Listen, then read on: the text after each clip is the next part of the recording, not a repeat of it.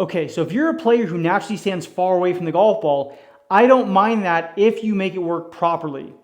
In general, I have a problem when people stand far away from the golf ball because most people won't do it the correct way. Most of the time when people stand far away from the golf ball, what they'll do is this. They'll stand, instead of standing a pretty normal distance from the golf ball like this, they'll stand really far away from it. And what I would like to see them do is maybe get a little bit more bending over their knees or reach their arms a little bit further away from them or get their hands a little bit higher at address. And now they can reach the golf ball and they can still be in good balance at address. What I don't like to see, and this is probably 95% of the time or more, it's the vast majority of the time, when people start to stand too far away from the golf ball, in order to reach it, they will start to compromise their balance. They will start to lean in with their body in this direction and get their pressure over the toes of their feet. Now, they'll keep their feet flat on the ground, but all of their pressure's on their toes. They will get pressure over the toes of their feet, and now they're very compromised. When we have our pressure over our toes, just like any other sport, if we're out of balance, we can't move very well. If my pressure's on my toes, well, either I'm going to stay on my toes and I'm just going to swing my arms, which is very unpowerful, or a player is going to start going from their toes, they're going to try and lean back in balance. Now they've gotten even further, and now they have to really throw their arms at the golf ball and jump up at impact because they're trying to get back in balance, and they're in a tough position. They were already far away from the ball. They had to lean back to get back in balance. Now they have to really throw their arms, and the odds they hit a lot of fat shots and a lot of thin shots and a lot of giant pushes and a lot of giant hooks is very likely in that scenario. So again, if you stand far from the ball, I really don't have a lot of problem with that. It's not going to be the most powerful position to be in as long as you can still stay in good balance and reach it. If you start leaning over out of balance and your body's having to react to get back in balance, now we're in a totally different situation where we're going to be hurt. So make sure if you're a player who likes to stand further from the ball, make sure you have impeccable balance. Make sure your balance is directly over the balls of your feet. You're very much ready to go when you're setting up to the golf ball. Now, a very famous player who set up far from the golf ball, probably the most famous player to set up far from the golf ball, was Moe Norman. He had the nickname Pipeline because he hit the ball so straight, as if he was just a pipeline dead up the middle of the fairway. He was probably the most notorious, accurate, straight golf ball hitter of all time. When he set up to the golf ball, he would stand very far away from it. Now, he had a couple things going on in his swing. We'll break them down a little bit. But here's the main things that I would say stand out. Number one, he stood far away from the golf ball. Now, when he stood away from it, he didn't lean way towards his toes. He still had pressure over the balls of his feet.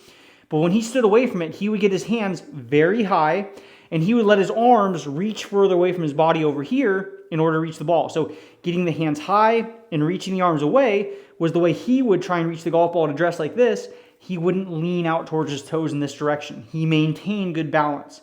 That was number one. Number two, well, when you start to stand that far away from the golf ball, to maintain balance, watch what's going to happen with my legs. My legs are going to be straighter at address. I'm not going to be able to bend them as much. My legs have to get straighter to push my butt back and to counterbalance me. And now, because my legs are straighter, I can't rotate as much. He didn't turn very much in the backswing with his body, and he didn't turn very much in the downswing with his body either. He had pretty minimal rotation. He pretty much just let his chest turn back and through, even though his hips didn't turn a lot. He would just let his chest turn back and through with very relatively stiff arms back and through in this direction, and that was how he kept the club on plane. He didn't have a very powerful golf swing, but because he just had chest rotation and minimal arm movement, he was able to keep the club on plane and hit it very accurately.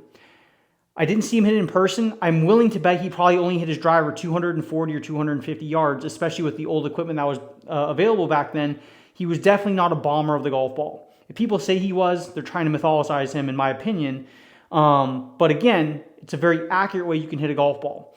So if you want to set up far from the golf ball and be somebody like Moe Norman, who's one of my favorite golfers and definitely one of my favorite minds in golf of all time, feel free to stand further away from the golf ball, but get your hands higher, make your legs a little bit straighter, make sure you're in good balance at address, and from there, understand because you're standing farther away from it, you're not going to have the ability to turn very much. It's hard to both reach the golf ball when you're away from it and get your whole body to turn. And here's the reason why. When we turn our body, our right arm is naturally going to want to get more bent. Here's the reason why. When I turn, if I turn my chest open, my left shoulder is connected to my chest. The more I turn my chest open, it pulls my left shoulder around the corner to the left over here. Well, my left arm is connected to my left shoulder. The more my left arm or my left shoulder gets rotated open, the more my left arm gets pulled forward towards the target in this direction because it's attached to my chest and attached to my shoulder. Well, my hand is holding that club, which means where's my club going to go? The shaft is going to lean forward. Well, when I get my shaft leaning forward, watch what happens. I am creating an angle between this shaft and my body. I am shortening my swing radius, meaning the more I get an angle here, the harder it is to reach the ground. Players who have angle like this, well, you'll notice, tend to have lowering into the ground in this direction when they rotate. Because again, their chest pulled their shoulder open, the shoulder pulled the arm forward, the arm pulled the hands and the club forward, which made the swing radius shorter, which means we had to get down to the golf ball in this direction. That way we didn't thin it or top it. When we do that, because we're getting that shaft lean forward, what do we need to do with our right arm to support that forward shaft lean? For most of us, we're either going to hinge the wrist forward or we're going to bend the right arm forward. Same difference. We're creating an angle, whether it's in our wrist or in our arm or both. We're having some angle here in one of these two places or both in order to support that shaft lean because we rotated. And again, now what do we need to do? We need to get lower to the ground to reach the golf ball. Well, if I have angle here and I'm already far away from it, I'm never going to reach the golf ball because the club wants to get closer. I can't have angle in my wrist and bend in my arm and still be able to reach the golf ball. I need my arm to be straight when I get to impact so I can reach it, which means I can't turn my chest. I need my chest to slow down so I can throw everything at the golf ball. That way I can reach it in impact. Which again, if I can't rotate my body, I'm not going to swing very hard. Now again, I can keep this club very much on plane, but I'm not going to turn my body open very much, which means I'm going to lose speed. So if you're cool with hitting the ball a little bit shorter and you want to feel like the feeling of just turning your chest back and through, even though you won't actually get your chest open by impact, but it's still the same feeling of my body's moving through impact. If you want to feel like your arms are very extended, very straight, you're very wide, and you're just moving your chest back and through, it can be an extremely accurate way to hit a golf ball, but it will come at the cost of losing speed because you can't rotate your body open. You can't push up off the ground as aggressively. You're not going to swing the club as fast. So if you want to be somebody more like Moe Norman, who's just going to have very wide arms back and through, you're just going to keep your chest moving back and through without a lot of body motion, without a lot of power. It's a wonderful, wonderful way to match up, which there's a strong argument to be made. Accuracy is a very important part of golf. If you never hit a ball out of bounds and you never hit a ball on a hazard, you're probably going to shoot some pretty low scores, even if you're not hitting it particularly far. So it's a really, really good way to match up. The other side note I'll give is this. For Moe Norman, his particular swing, he had a particular grip as well that helped support his swing. Most players, when they grab the club, and I'm going to get a little closer to the camera, they're going to try and run the club through their fingers, right through this part of the hand right here. Moe Norman would run the club more through his lifeline in this direction, more vertical, so it was going more up his forearm. That was both his left hand and with his right hand more in this direction. Instead of getting it more towards the fingers, he would be more this way.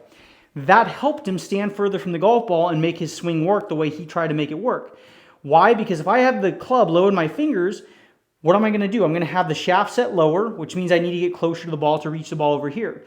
If I get the club higher up in my hand like this, I can get my hands higher as well, which means I can stand further away from the golf ball to reach it.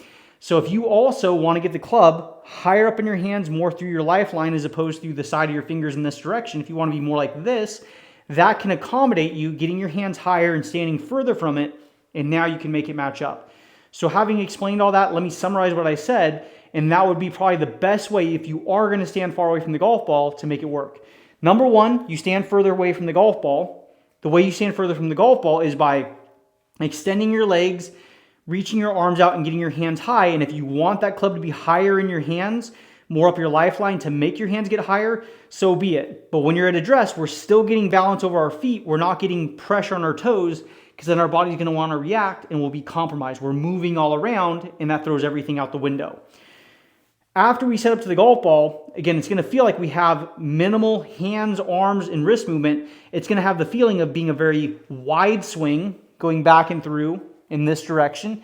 And it's going to have the feeling of just turning the chest back and turning the chest through. It doesn't mean we're actually going to rotate open, but it's the feeling of turning back and through the shot that you're going to have to keep that club on plane. And it is a very simple way to keep the club on plane, but it's not a very powerful way. So if you're cool with that trade-off, it's a really good way to match up.